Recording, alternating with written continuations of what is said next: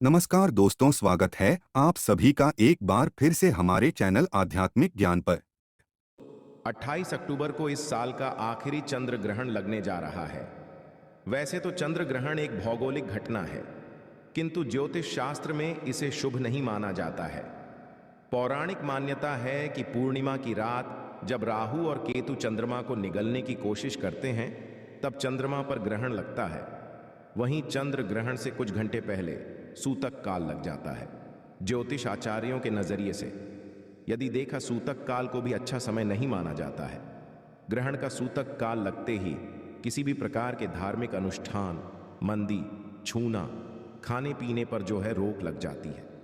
साथ ही समय पर घर से बाहर निकलना और ग्रहण को देखना भी अच्छा नहीं माना जाता है, क्योंकि इस समय पर प्रकृति में विचित्र सी शक्ति उत्पन्न होती है, जो कि सभी प्राणियों पर नेगेटिव प्रभाव डालती है।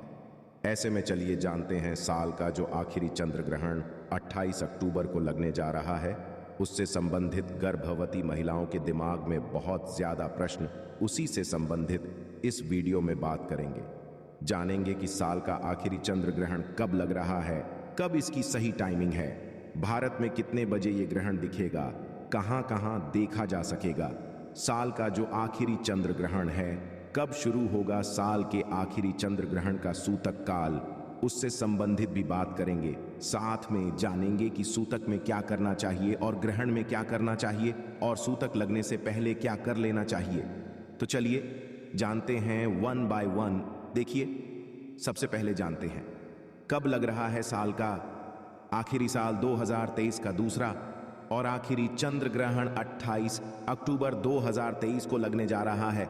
यदि हम भारतीय समय के अनुसार बात करें कि भारत में कितने बजे ये ग्रहण दिखाई देगा, तो ये चंद्र ग्रहण रात 1:06 पर शुरू होगा और 2:22 पर समाप्त हो जाएगा। भारत में इस ग्रहण की उपलब्धि 1 घंटे 16 मिनट की होगी। ऐसे में गर्भवती महिलाएं परेशान हैं कि कुछ वीडियोस में 11:30 की टाइमिंग बताई जा रही है, तो ऐसे में आपको परेशान होने की जरूरत नहीं। वो बाहर के देशों की टाइमिंग है 11:30। हर देश की अलग अलग टाइमिंग है। ऐसे में जो ग्रहण का जो पहला चरण है, जहां पर सबसे पहले ग्रहण लग रहा है, तो सबसे पहला जो ग्रहण लगेगा, जब उसकी जो टाइमिंग है वो 11:30 की है, इसलिए 11:30 आपको टाइमिंग बताई जा रही है। ऐसे में आपका ये सवाल आता है कि हम 11:30 से ही ग्रहण के नियमों का पालन करें या फिर हम 1:06 पर ग्रहण के नियमों का पालन दे दें। तो ऐसे में देखिए, आप ग्रहण के नियमों का पालन तो सूतक काल से ही कर रहे होंगे 4:05 पर। जैसे कि आप सब जानते हैं कि ग्रहण का सूतक काल लग जाएगा 28 अक्टूबर की शाम को 4:05 में। तो ऐसे में आप जो ग्रहण के नियम है वहां से ही पालन कर रहे होंगे। तो ऐसे में आप एक बात करें, यदि आप ज्यादा कंफ्यूज हो रहे हैं, तो ऐसे में आप ये भी सोचते हैं कि घर में बढ़ रहे बच्चों को किसी भी प्रकार का कोई नुकसान ना हो, ऐसी बातें यदि आपके दिमाग में आ रही हैं, तो आपको ये नहीं समझ आ रहा कि कर 30 मिनट से पालन स्टार्ट करें या फिर हम 1:06 1:05 से ग्रहण के नियमों का पालन करें। तो देखिए, आपको कुछ भी नहीं करना है। आप 4:05 में जब सूतक लग जाएगा, वहां से नियमों का पालन तो कर रही होंगी, किंतु सूतक काल में आप खाना खा सकती हैं, पानी पी सकती हैं, उसमें कोई भी परेशानी नहीं है, सो भी सकती हैं। बस जो आप खाना पानी कर रही हैं उसमें तुलसी के पत्ते होने चाहिए। किंतु जब ग्रहण लग जाएगा, उसके पश्चात आपको ना तो खाना खाना है ना तो पानी पीना है, इसलिए आप बचकर जब 30 मिनट हो जाएंगे, उससे पहले ही आप अपना खाना खाना और पानी पीना कर लें 11:30 से ही पहले पहले। और जो आपने सोना है वो भी उस टाइमिंग से पहले पहले कर लें। इससे क्या होगा कि आपके दिमाग में इस तरह की बातें भी नहीं आएंगी कि 11:30 से ग्रहण है कि या फिर 1:06 से है। तो देखिए, यदि हम बात करें भारत की, तो भारत में ग्रहण 1:06 पर ही लगेगा। किंतु ऐसे में यदि आप, जैसे कि हम बोलते हैं कि जब ग्रहण लग जाता है तो उसका असर पूरी पृथ्वी पर होता है। जैसे कि पिछला जो ग्रहण था वो भारत में नहीं लगा था, किंतु फिर भी भारत की गर्भवती महिलाओं ने नियमों का पालन किया था।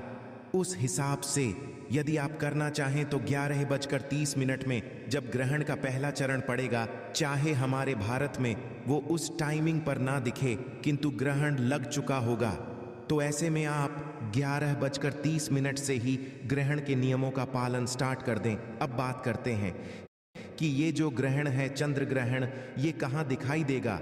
तो देखिए, हर बार इस बार साल का आखिरी चंद्र ग्रहण भारत में भी दिखाई देगा। साथ ही साथ भारत के अन्य जैसे भारत के पश्चात अन्य जो हिस्से हैं, ऑस्ट्रेलिया, यूरोप, उत्तरी अमेरिका, दक्षिण अमेरिका, एशिया, हिंद महासागर, अटलांटिक, दक्षिण प्रशांत महासागर, अंटार्कटिका में देखा जा सकेगा। जापान, नेपाल, चाइना, पाकिस्तान, भूटान, इन देशों में भी ये ग्रहण पूरी तरह से दिखाई देगा। अब बात करते हैं कि इस ग्रहण का जो सूतक काल है वो कब लगेगा। तो देखिए, चंद्र ग्रहण लगने के 9 घंटे पहले ही सूत्र लग जाता है। तो इस बार साल के चंद्र ग्रहण का सूतक 28 अक्टूबर की शाम 4:05 पर ग्रहण का सूतक लग जाएगा। अब भारत में कहाँ कहाँ दिखाई देगा ये चंद्र ग्रहण? तो भारत के सभी राज्यों में ये चंद्र ग्रहण दिखाई देगा। तो अब जानते हैं कि सूतक में आपको क्या नहीं करना है। तो जब सूतक लग जाएगा 4:05 पर, उस समय से ही आपको कोई भी धार्मिक कार्य नहीं करने हैं। मंदिरों के कपाट जो हैं समय पर बंद हो जाएंगे। पूजा पाठ नहीं करनी है। मूर्तियों को सुना वर्जित माना जाता है।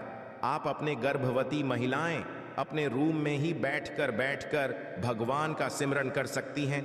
क्या सूतक काल में गर्भवती महिलाएं घर से बाहर जा सकती हैं? तो नहीं, सूतक काल में भी गर्भवती महिलाएं घर से बाहर ना जाएं।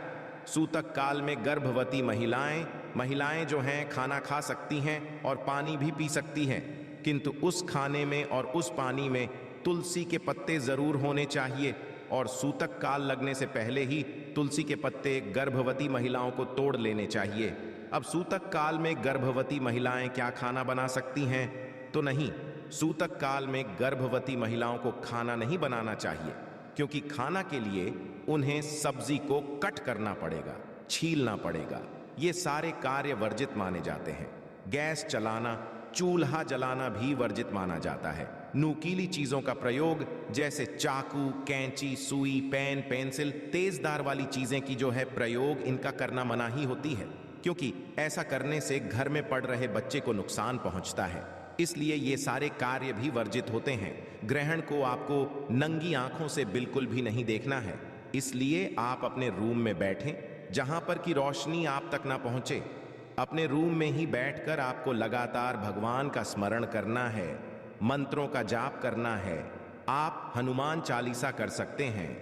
उसके पश्चात जानते हैं कि सूतक काल लगने से पहले पहले आपको कौन से काम कर लेने चाहिए। तो सूतक काल लगने से पहले तुलसी के पत्ते तोड़ लेने हैं आपको। दूसरा, आपको एक नारियल आपको अपने पास रखना है। तीसरा, तुलसी की माला आपको गले में डाल लेनी है। और सूतक काल लगने से पहले ही आप गंगा जल भी पी लें। ऐसा करने से ग्रहण का जो भी नेगेटिव प्रभाव होगा उससे आप बची रहेंगी। और सूतक काल लगने पहले ही अपनी लंबाई जितना काला धागा लेकर जिस रूम में आप बैठी हो उस रूम के कोने में टांग दें। ध्यान रहे ये धागा टेढ़ा ना हो, सीधा रहे। उसके लिए सेलो टेप से चिपका दें। ऐसा करने से ग्रहण का जो भी नेगेटिव प्रभाव होगा वो आप पर ना होकर, ना ही आपके बच्चे पर होकर, ये उस धागे पर होगा और आप ग्रहण काल से पूरी तरह से सुरक्षित रहेंगी। अब जब ग्रहण और सूतक काल समाप्त हो जाएगा तो इस धागे को और नारियल को आपको चलते पानी में विसर्जन करना है, या फिर आप मंदिर में दे सकते हैं या पीपल के पेड़ के नीचे भी रख सकते हैं। अब बात करते हैं कि ग्रहण में आप क्या कर सकते हैं। तो देखिए, ग्रहण और सूतक काल के नियम समान हैं। बस आपको ये ध्यान रखना है कि सूतक काल में गर्भवती महिलाएं सो सकती हैं, किंतु ग्रहण काल में गर्भवती महिलाएं नहीं सो सकती हैं। सूतक काल में गर्भवती महिलाएं खाना खा सकती हैं यदि तुलसी के पत्ते हों, किंतु जैसे कि ये ग्रहण भारत में लग रहा है तो ऐसे में गर्भवती महिलाओं को ग्रहण की टाइमिंग पर ना तो खाना खाना चाहिए और ना ही पानी पीना चाहिए। इस बात का आपको खास ध्यान रखना है। सूतक काल में भी आप करने जा सकती हैं और ग्रहण काल में भी पेशाब करने जा सकती हैं, किंतु घर से बाहर आपको नहीं जाना है। घर के अंदर ही वॉशरूम होना चाहिए, तो ही आप जा सकती हैं। ग्रहण काल में गर्भवती महिलाओं को सोना नहीं चाहिए।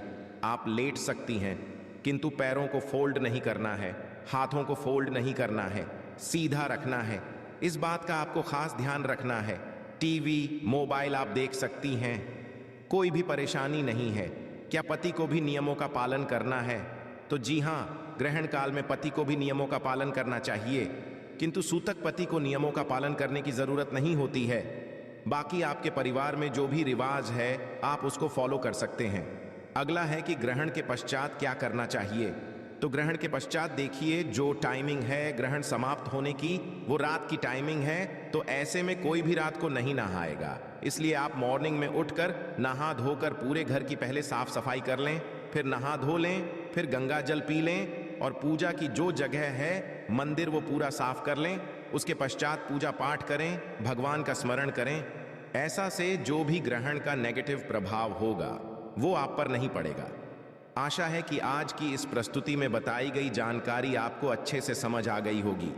वीडियो अच्छा लगा हो तो एक लाइक अवश्य कर दें। धन्यवाद वीडियो के अंत तक बने रहने के लिए।